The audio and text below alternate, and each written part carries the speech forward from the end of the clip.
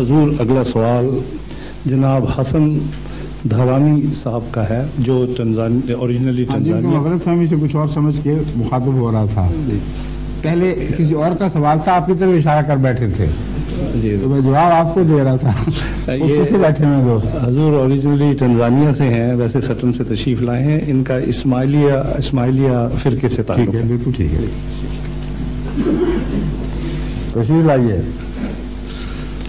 السلام علیکم. وعلیکم السلام. میں آپ کو انگریز میں پوچھ سکتا ہوں, آپ جواب؟ ہاں, آپ انگریزی میں پوچھیں, میں اس کا ترجمہ بھی کروں گا, جواب اردو میں دوں گا. ٹھیک ہے, شکریہ. ابھی رمضان مہینے میں انگریزی ہے کئی دفعہ ایسی انگریزی سنیے. نہیں, رمضان مہینے میں پروگرام آتے تھے ٹیلی ویژن پہ. جی جی, اس پہ سورہ آیت پہ ایک آیات ہے کہ یا ایھا الذین آمنوا اطیعوا اللہ اطیعوا الرسول واولی الامر. What is the understanding of the word ulul amri according to you?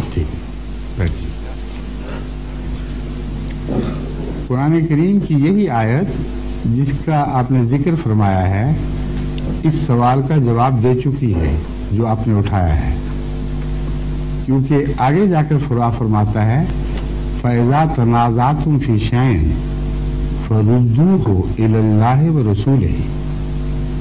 اولو الامر کا وہاں ذکر نہیں فرمایا.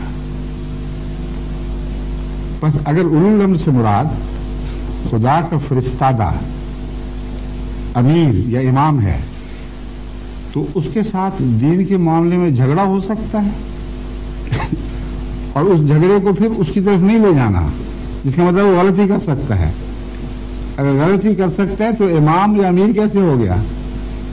بس یہاں اولی الامر سے مراد دنیاوی بادشاہ ہیں جن کے پاس حکومت ہو, ان کی اطاعت کرو.